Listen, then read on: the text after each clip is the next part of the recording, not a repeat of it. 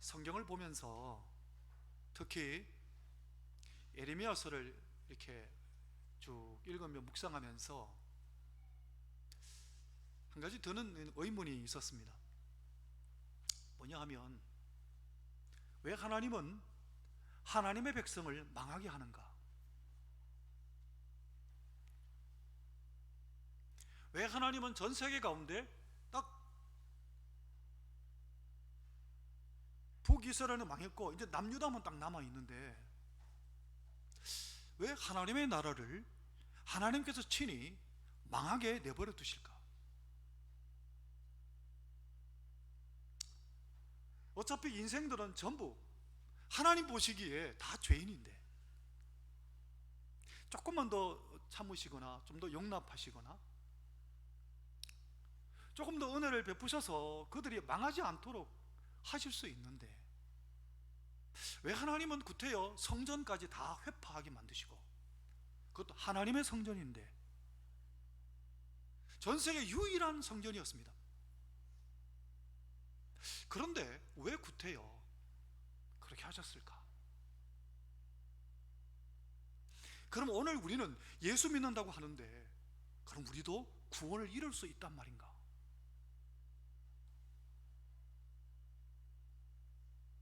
성도님 어떻게 생각하십니까? 오늘 이 본문은 거기에 대한 해답을 제시하고 있습니다.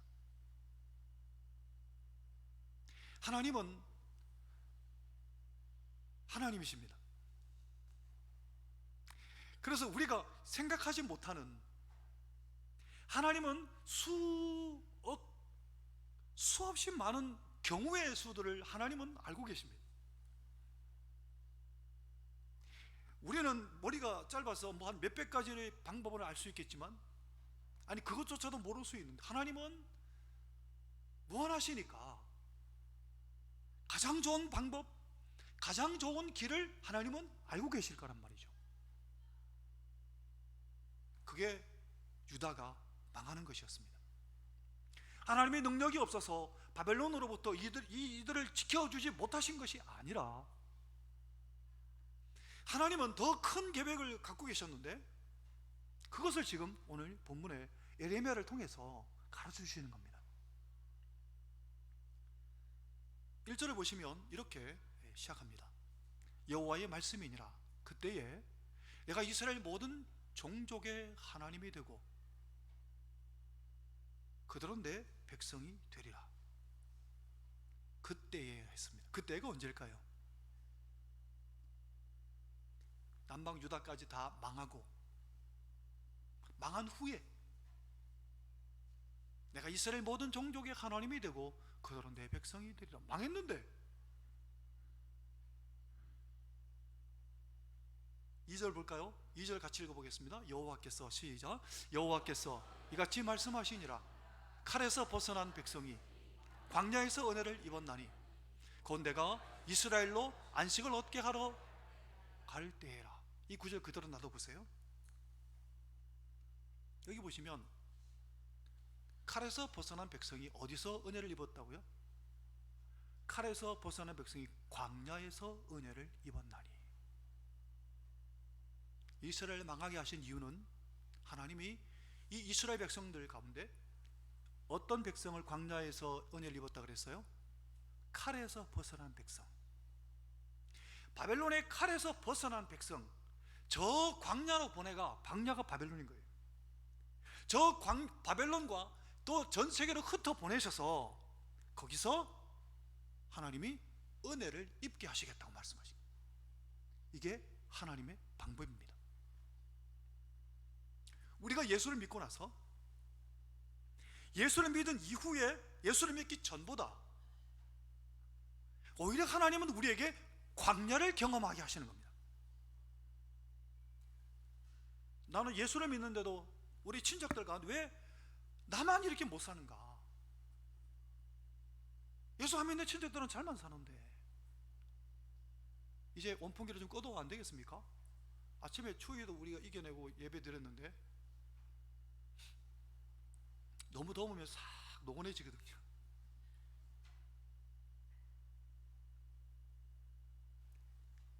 하나님의 방법은 예수를 믿는 사람으로 하여금 광야를 경험하게 하십니다.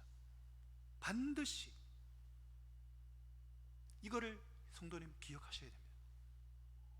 하나님은 그 광야를 통해서 이스라엘에게 있었던 모든 이렇게 때를 다 거기서 벗기시는 겁니다. 우상 숭배하는 때 벗기시고, 하나님 말고 다른 걸 숭배하는 때 다 벗기시고, 그걸 다 벗기셔요. 하나님 지금 그 얘기 하시는 겁니다. 너희를 마치 애굽에서 건져내 갖고 광야에 40년 동안 내가 훈련시킨 것 같이 너희를 저 광야 같은 바벨론으로 보내서 70년 동안 내가 훈련시키고 다듬고 해가 다시 돌아오게 하겠다. 지금 그 얘기 하시는 겁니다. 이게 오늘 예수를 믿는 우리들에게도 동일하게 주시는 메시지입니다. 하나님은 우리를 그렇게 다듬어 가십니다. 성도 여러분, 예수 믿고 났는데도 고난이 없다.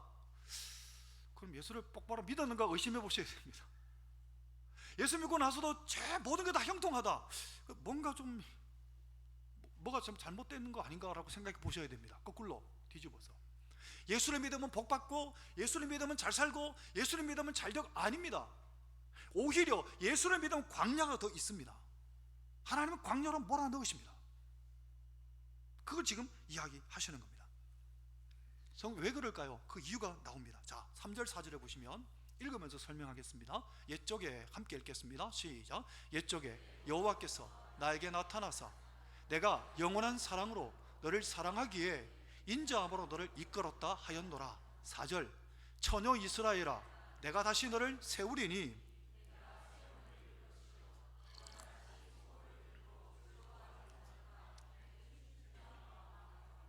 여러분, 이 4절을 보십시오. 4절에 보면 처녀 이스라엘아 그랬습니다. 처녀 이스라엘을 하면 망하지 않아야 되지 않습니까? 더럽혀지지 않아야 처녀 아닙니까? 근데 처녀 이스라엘아 하십니다. 이게 무슨 이야기일까요? 하나님은 이스라엘을 처녀 이스라엘로 만드실 것을 계획하신 겁니다. 어떻게 하셨습니까? 하나님이 직접 내려와서, 당신께서 직접 내려와서 우리의 모든 것을 다 담당하시고,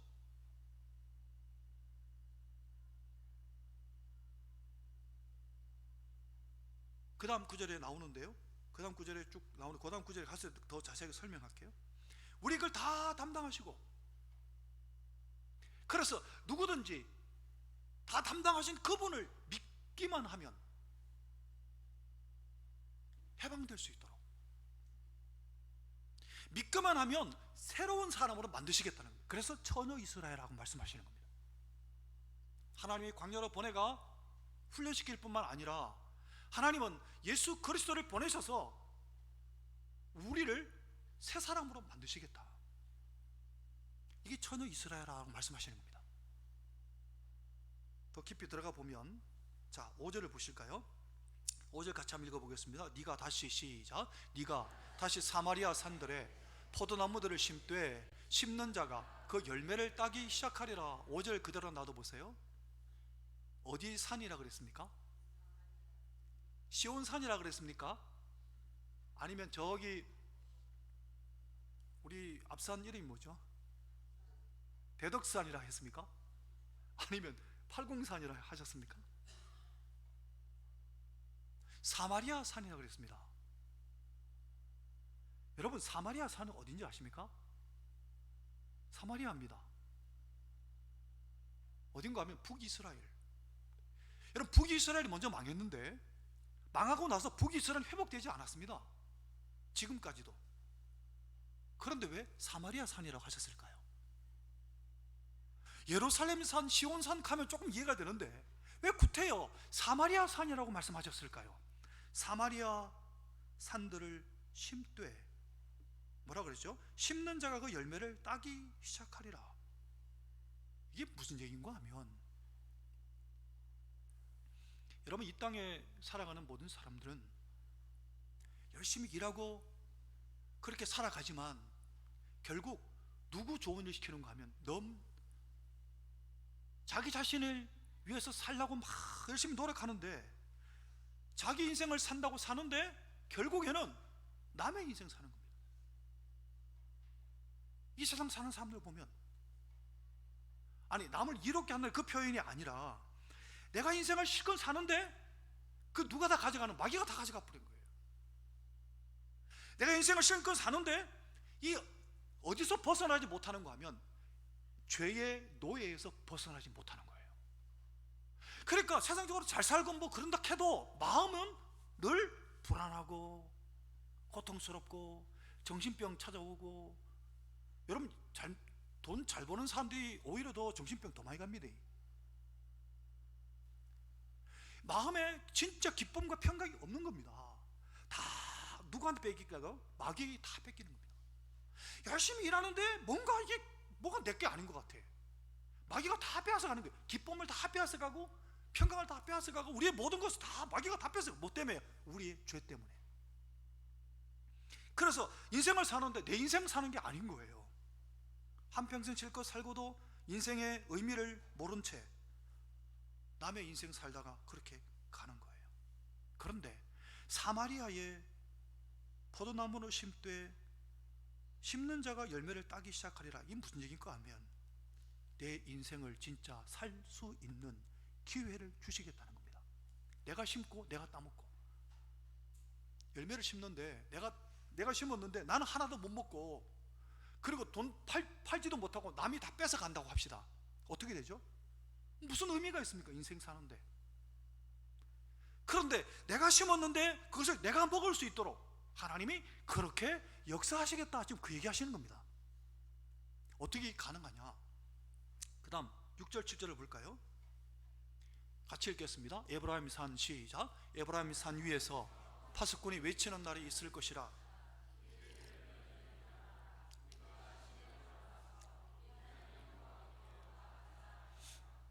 여호와께서 이와 같이 말씀하시니라. 너희는 여러 민족의 앞에 서서 야곱을 위하여 기뻐 외치라. 너희는 전파하며 찬양하며 말하라. 여호와여, 주의 백성 이스라엘의 남은 자를 구원하소서 하라. 그 앞에 6절 한번 보십시오. 누가 외친다 그랬죠? 파수꾼이 누굴까요? 예수 그리스도를 증거하는 사람. 내가 만난 그 기쁨, 내가 만난 예수 그리스도, 그 예수 그리스도를 증거하는 사람이 파수꾼입니다. 일어나라, 우리가 시온에 올라가서 하나님께로 나아가자. 우리 모두가 예수를 믿음으로 하나님의 나라에 올라갑시다 라고 할 것이라는 겁니다. 7절. 여러 민족의 앞에서 누굴 위해 기뻐 외친다고요?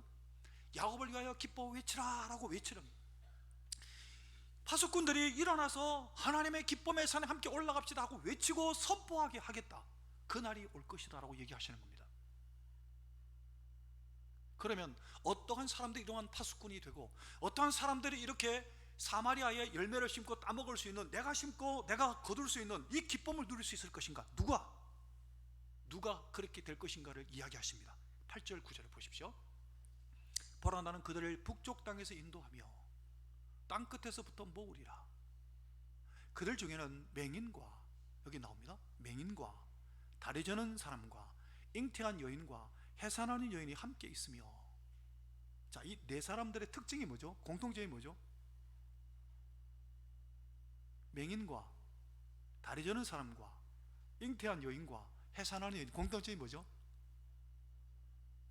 약자. 예, 그것도 좋은 대답이죠. 또 공통점이 뭡니까?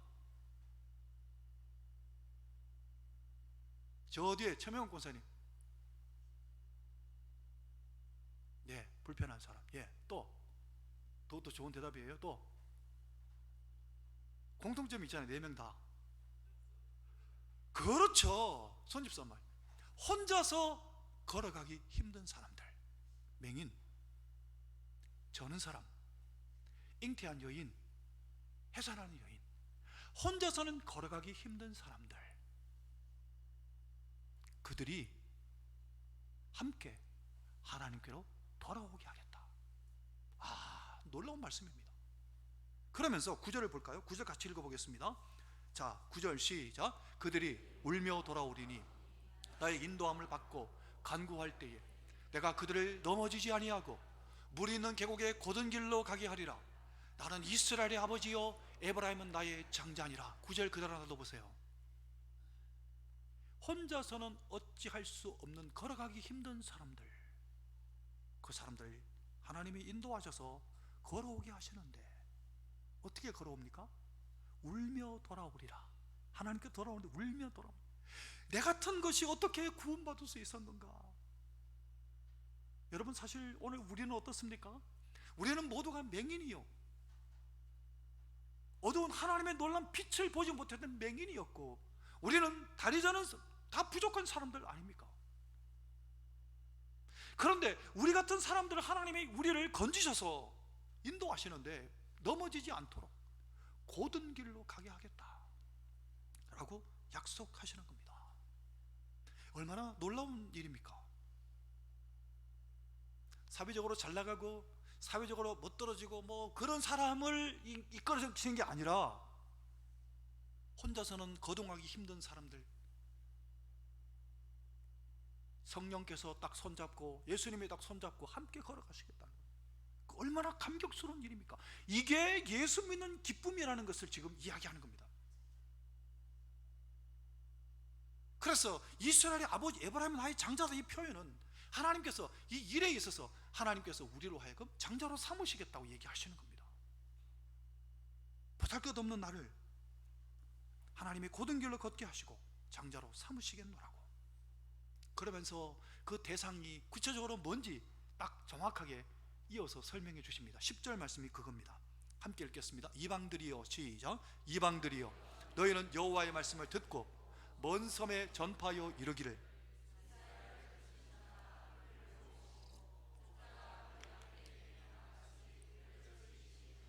이것도 나도 보세요. 이방들이여 그랬습니다. 우리는 다 이방들이었습니다.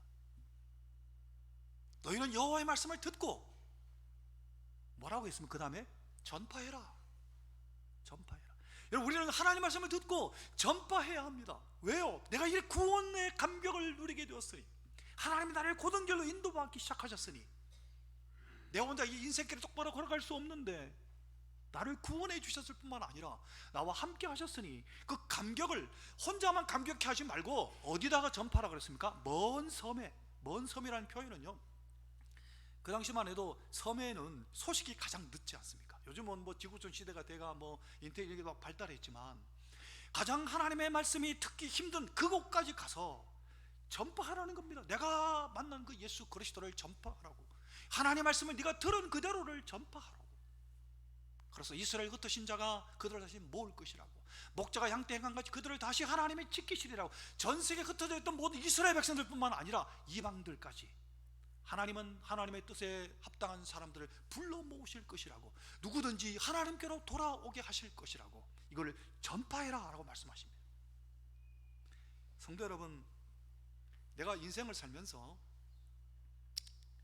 가장 먼저 해야 될 일이 뭘까요? 구원받는 겁니다. 여러분, 구원받지 못하면 이 세상에서 모든 거 다 누려도 헛장사하는 겁니다. 여러분, 그 뭐 헛제사밥 이런 것도 있대요. 헛장사입니다. 실컷 수고해도 마귀가 다 가져가 버립니다. 내가 심고 내가 그것을 얻으려면 어떻게 해야 될까요? 내가 예수 그리스도를 믿음으로 구원함을 받아야 됩니다. 그리고 이 말씀에 감격하여서 이것을 전파하며 사는 겁니다. 이게 1번 순위입니다. 그게 되고 그 다음에 오는 게 공부도 하고 장사도 하고 직업도 가지고 결혼 생활도 하는 겁니다. 다시 말하면 구원받는 것 때문에 예배만 계속 드리다가 구원받고 나서 가서 사회생활에 그 말이 아니고, 동시에 해야 하지만 그러나 우선순위가 내가 구원받는 데 있어야 하는 겁니다. 영원 구원 받지 못한 상태에서 세상의 모든 것 다 누려본들 인생 헛살다가 헛가는 겁니다. 이 구원함을 받은 구원의 자리에 참여한 사람들에게 주시는 복이 있는데, 여기서 그 아까 어떻게 구원받는가를 설명을 해드릴게요. 구원받은 사람에게 누릴 그 복이 뭔지 11절, 12절, 13절, 14절에 자세하게 묘사하고 있습니다. 자, 먼저 11절을 보시면 같이 읽어볼게요. 여호와께서, 시작, 여호와께서 야곱을 구원하시되 그들보다 강한 자의 손에서 속량하셨으니. 자, 11절 보십시오. 하나님이 야곱을, 또 이방을, 신약 교회를 구원하시되 그들보다 강한 자의 손에서 속량하셨다. 여러분, 우리보다 강한 자가 누굴까요? 마귀입니다. 마귀의 손에서 누가요? 예수님이, 더 강하신 예수님이 오셔서 속량하셨습니다. 속량이라는 단어가 뭔지 제가 말씀드렸죠. 값을 지불해서 사는 겁니다. 경제적인 용어입니다. 마귀보다 더 강한 예수님이 오셔서 그 전의 인생은, 흑암 속의 인생은 모든 게 다 마귀에게 다 빼앗겼는데, 왜? 죄 때문에. 그런데 예수님이, 마귀보다 더 강하신 예수님이 오셔서 값을 다 지불하셨단 말입니다.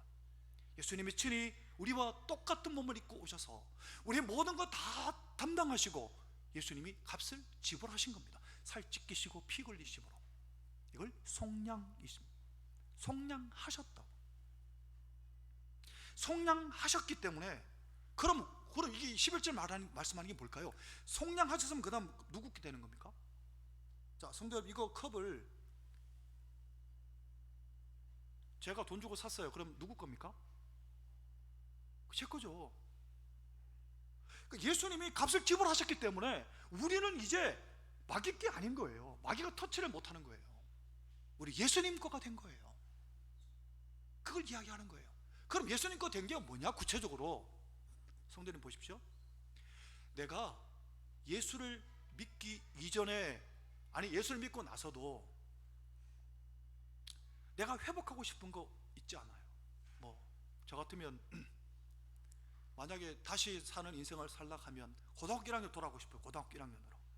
고등학교 1학년으로 돌아가가 공부를 좀 더 했으면, 진짜 한번 제대로 공부를 한번 못 해봐가지고. 그런데 그렇게 할 수 있다고 지금 얘기하시는 거예요. 무슨 얘기인가 하면, 성도 여러분, 예수 그리스도 안에 들어가면 내 모든 부족한 부분을 하나님이 다 회복시켜 주시는 거예요. 다 회복시켜 주신단 말이에요. 그게 속량입니다. 그래서 속량받은 사람이 예수 안에 들어가 살면 모든 것을 다 회복시켜 주시는 겁니다. 이걸 로마서 8장에 이렇게 표현했죠. 같이 읽어보겠습니다. 그러므로, 시작, 그러므로 이제 그리스도 예수 안에 있는 결코 정죄함이 없나니. 2절, 이는 그리스도 예수 안에 있는 생명의 성령의 법이 죄와 사망의 법에서 너를 해방하였습니다. 우리는 해방되었습니다. 더 이상 죄와 사망의 법에 매여 살아갈 필요가 없는 겁니다. 내가 실컷 일한 걸 마귀에게 다 줄 필요가 없는 겁니다. 왜요? 죄를 이길 수 있으니까. 이제 죄로 말미암아 모든 거 다 빼앗기는 거거든요. 그런데 죄를 이길 수 있는 길로 하나님이 인도하시는 거예요. 그 다음 두 번째 복이 12절입니다. 같이 읽겠습니다. 그들이 와서, 시작, 그들이 와서 시온의 높은 곳에서 찬송하며 여호와의 복 곧 곡식과 새 포도주와 기름과 어린 양의 떼와 소의 떼를 엮고 크게 기뻐하리라. 그 심령은 물된 동산 같겠고 다시는 근심이 없으리로다 할지어다. 자, 이거 그대로 놔둬보세요. 여기 보면 마음이 물된 동산같이 바뀌는 겁니다. 심령이 물된 동산같이 바뀌는 겁니다. 여러분, 산에 올라가 보면 물 없는 산은요 정말 척박합니다. 근데 물을 담고 있는 산은 참 아름답습니다. 물된 동산같이 뭘요? 우리의 마음을. 그럼 어떻게 하면 물된 동산이 될 수 있을까요? 물된 동산 되려면 어떻게 하면 될까요? 이 세상 사는 사람이 똑같이 먹고 살기 위해서, 그죠? 입에 풀칠하려고 막 이렇게 그렇게 사는 것이 과연 우리에게 물된 동산같이 만들 수 있을까요? 돈 버는 재미로 물된 동산 같은 마음이 될 수 있을까요? 여러분, 눈에 보이는 세상의 것은 끝이 없습니다. 여러분, 돈에 대한 욕심은 잘 사는 사람들이 더 하더라고요. 그럼 어떻게 해야 될까? 어떻게 하면 물된 동산같이 우리 마음이 그렇게 됩니까?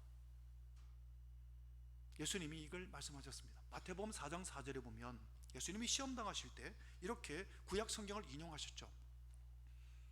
사람이 떡으로만 살 것이 아니요 하나님 입으로부터 나오는 모든 말씀으로 살 것이라. 사랑하는 성도 여러분, 예수를 믿는 사람이 사는 방식은 하나님의 말씀으로 사는 겁니다. 하나님의 말씀에 붙잡혀 사는 겁니다. 그러면 내 마음에 물된 동산같이 되는 겁니다. 내 마음이 주의 말씀에 사로잡히면 내 심령이 물된 동산같이 되는 겁니다. 근심이 없습니다. 평강이 넘치는 겁니다. 그럼 물된 동산같이 되면 그 다음에 어떻게 될까요? 아까 그 9절 다시 돌아와 주실래요? 12절 여호와의 복 곧 곡식과 새 포도주와 기름과 어린 양의 떼와 소의 떼를 얻고 크게 기뻐하리라. 내가 구원받는 것이 우선이요, 구원받는 이후에 내 심령이 예수 그리스도의 그 보혈의 능력으로 하나님의 말씀에 붙잡혀 살아감으로 내 마음에 물된 동산같이 되면 물질에 세상에 눈에 보이는 복도 하나님이 더해 주시겠다는 겁니다. 말씀대로 믿으시기를 바랍니다. 그런데 이게 내가 하나님을 달라고 막, 요즘은 뭐 이렇게 명절이나 아니 뭐 저기 기념할 날이 되면 내가 뭐 받고 싶은지 얘기해 주잖아요, 그죠? 선물 받을 때. 근데 사실 선물의 원래 이 개념의 의미는 뭡니까? 주는 사람 마음이잖아요. 선물 주고 싶은 사람이 줘야 되는데 선물을 달라 했고, 그거는 선물이 아니죠. 그것처럼 여러분, 눈에 보이는 것을, 이 부수적인 거 주는 건 하나님 마음이에요. 하나님 마음이 뭐 달라고 막 해서 주실 수도 있지만 그건 선물이 아닌 거예요. 내가 물된 동산같이 되면 하나님이 그에 합당하게 그 사람의 기질과 환경과 여건과 그 뭐에 맞춰서 하나님이 알아서 주십니다. 너무 그에 매이지 마시고 내 구원과 내 영혼의 구원에 먼저 관심을 가지고 내가 예수 그리스도의 그 은혜 안에 살아가는 것에 먼저 관심을 가지고 하나님 말씀대로 붙잡혀 살아갈 때 내 마음에 물난 동산같이 되고 그 다음에 복들도 하나님이 부어주시겠노라고 약속하셨습니다. 이 말씀대로 믿으시고 이것을 누리시기를 바랍니다. 자, 13절 맞네요. 한번 같이 읽어보겠습니다. 그때에, 시작, 그때에 처녀는 춤추며 즐거워하겠고 청년과 노인은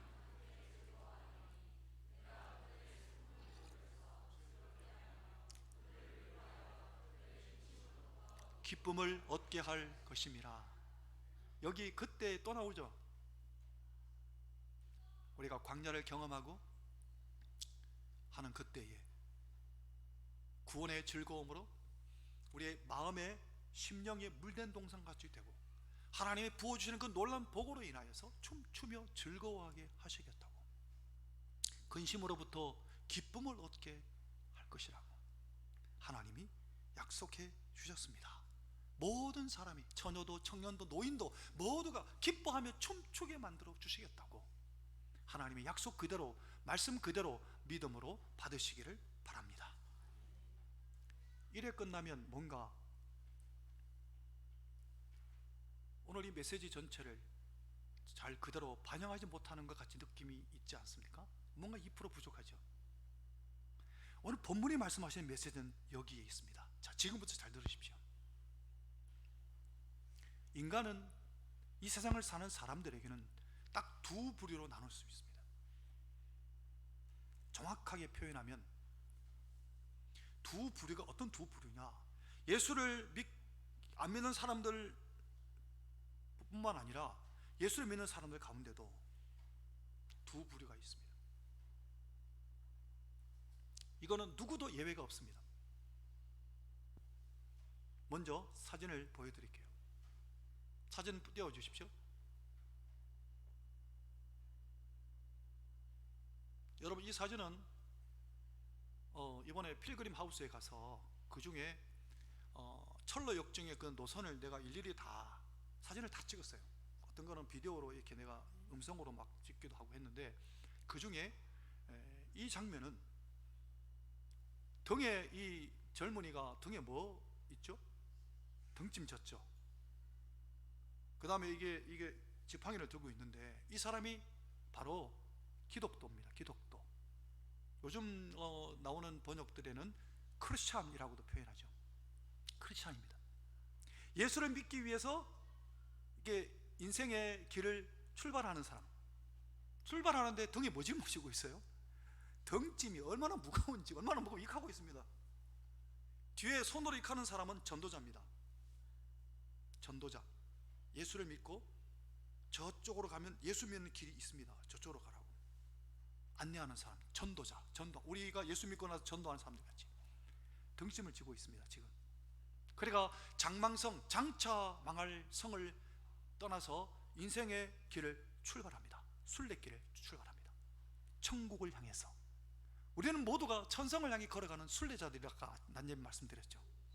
우리는 다 순례자잖아요. 자, 두 번째 그림 보여드릴게요.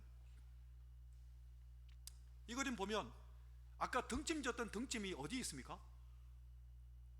제일 밑에. 이게 색깔이 조금 그래서 정확하게 잘 표현이 안 되는데, 줄이 또 걸쳐져가 제일 밑에 떨어진 거 있죠?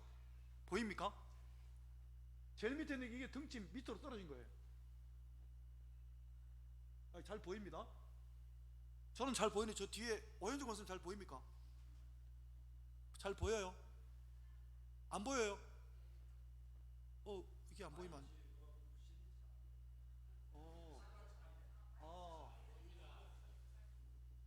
잘 안 보여요? 그렇죠. 이거 이거 방송실 누굽니까? 그 센스 있다. 이성인 집사님, 요게 등짐이 밑으로 떨어진 거예요. 굴러 떨어진 거예요. 저기 엎드려 있는 사람이 누구가요? 아까 크리스찬이 엎드려 있는데, 들머지고 있던 등짐이 밑으로 축 떨어져서, 여기 밑에 보면 구멍이 있어요. 저 구멍이 지옥으로 들어가는 구멍이래요. 그 구멍으로 밑으로 떨어진 거예요. 모든 죄짐이, 모든 등짐이, 짊어지는 짐이 다. 이게 줄은 죄의 사슬인 거예요. 죄의 사슬. 죄의 사슬이 다 풀려갖고 다 떨어져 나간 거예요. 어디서 지금 떨어져 나갔을까요? 그 위에 어디에 있어요 지금? 크리스찬이 어디에 엎드려 있죠? 십자가 앞에. 십자가 앞에. 셋의 천사가 셋이 있는데, 제일 왼쪽의 천사가 이렇게 얘기합니다. 내 죄사함을 받았느니라. 두 번째 천사가 뭐라고 얘기하는가 하면, 새 옷을 입혀주는 겁니다. 새 옷을. 옛날에 입었던 저 옷을 다 벗어버리고 새 옷을, 예수 그리스도 옷을 입혀줍니다. 그 다음에 세 번째 천사가, 하나는 도장 들고 있고 하나는 두루마리 들고 있어요. 도장을 머리에 딱 찍어, 너는 성령의 인침을 받았노라 딱 찍어. 이것을 지켜라 딱. 두루마리는 뭘까요? 성경책. 그 장면인 거예요. 자, 성도 여러분, 크리스찬이 원래 등짐을 지고 있습니다. 여러분, 우리도 그리스도인이잖아요.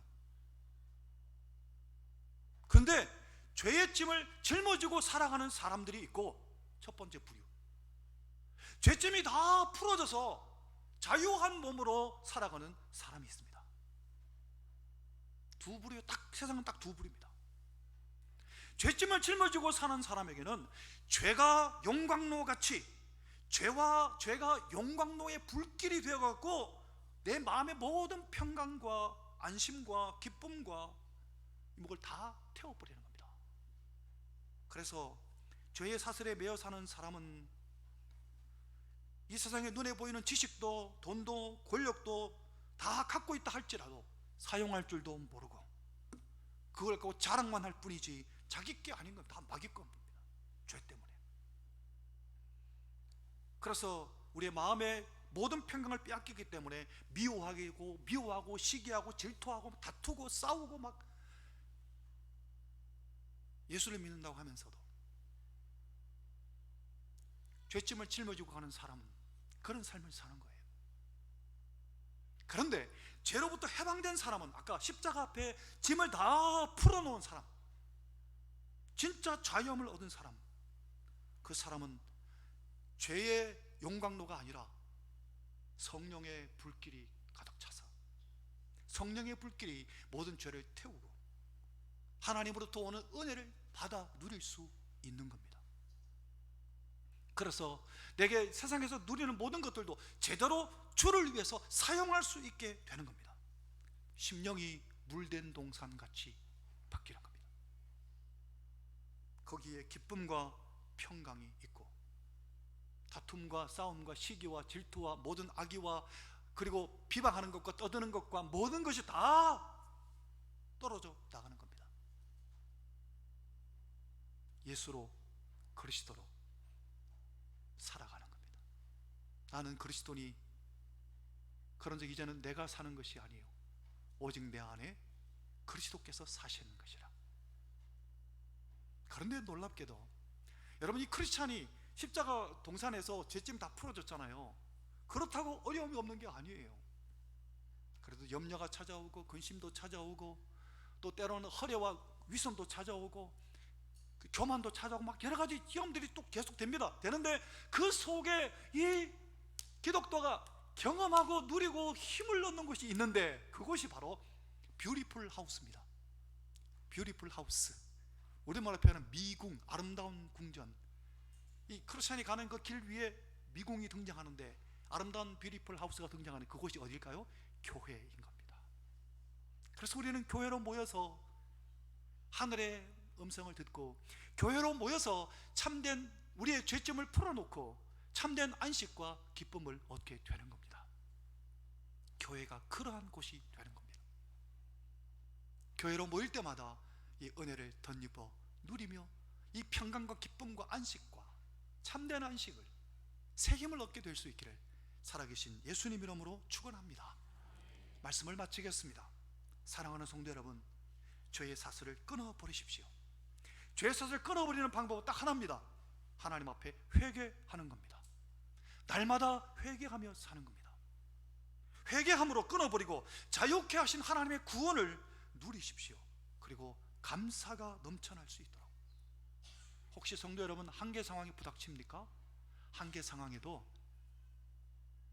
주를 바라보십시오. 그리고 조금만 더 기다려 보십시오. 조금만 더 참아 보십시오. 하나님의 때가 옵니다.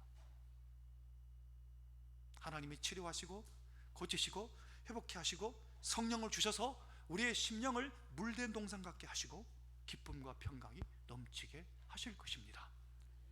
이 은혜가 우리에게 말씀을 통해서 성령을 통해서 늘 넘쳐나시기를 예수님의 이름으로 축원합니다. 기도하겠습니다.